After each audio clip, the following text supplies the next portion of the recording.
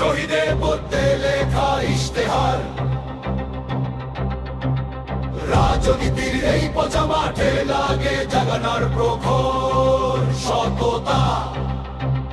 নইলে প্রবীণ ঘুরতরা ঠিকই কেড়ে নেবে তোর স্বাধীনতা, স্বাধীনতা।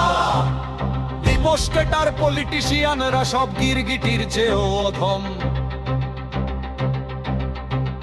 পিঠের ওপর খঞ্জর চালিয়ে খতম করে দিবে তোর দম। ইন্ডিয়ান ওই পণ্যের গায়ে লেগে আছে ভাই রক্ত, কারণ সময় মতো আমরা করতে পারিনি শিরোধারা শক্ত।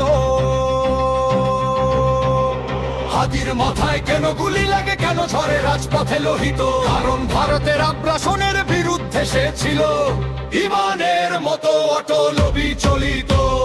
শুরুতে আবার তার পোষাই দ্বারা ওসমানের রক্তে পতাকা পবিত্র। অথচ দিল্লির দালালেরা ক্ষমতায় গেলেই পাল্টে ফেলে চরিত্র। আমাদের নেতারা ব্যস্ত এখন ভাঙ ফেলে নগ্ন বাঁচাতে,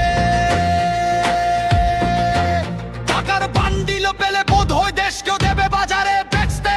কলম বিকিয়ে চাচ্ছিস তলা, করছিস নির্লজ্জ দালালি। নিউজ কেমনে করতে হয় তুরস্ক ইরান থেকে শিখে আয়, নয়তো খাবি গালি।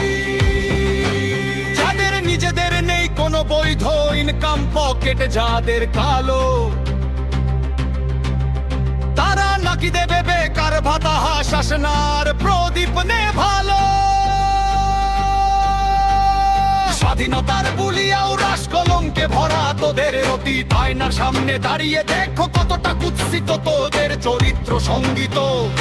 অন্যায় রুখলে পথের কাটা, সত্য বললে বুকে হানে গুলি। আরে হাদির মাথা ওরাসনি তোরা, ওরালি বাংলাদেশেরই খুলি। হাদি ছিল দেশপ্রেমের এক দাউ দাউ জ্বলন্ত মশাল, দিল্লির পাঁচাটা দালালের চোখের বালি ছিল সে আজীবন কাল। সীমান্তে খুন নদীতে বাঁধ, বাজারে আগ্রাসী পণ্যের দাপট। হাদি রুখেছিল সত্যের তলোয়ারে, তাই তার মস্তিষ্কে গুলির আঘাত। স্বাধীনতার স্বপ্ন দেখা তরুণের কি ছিল একটাই অপরাধ, বলেছিল দেশ আগে স্বার্থ পরে, তাই ভাঙলো তোদের গদির সাথ। তালাদের রাতের ঘুম হারাম করেছিল এক যুবক একাকী,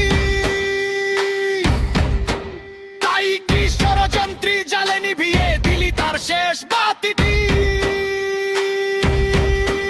হাতির রক্তে শপথ নিলাম, নেব না আর কোনো হার। এক মগজের বদলে নেব সহস্র দালালের হার। শহীদের প্রতি ফোঁটা লোহিত বলে দেয় আমাদের গন্তব্য কোথায়।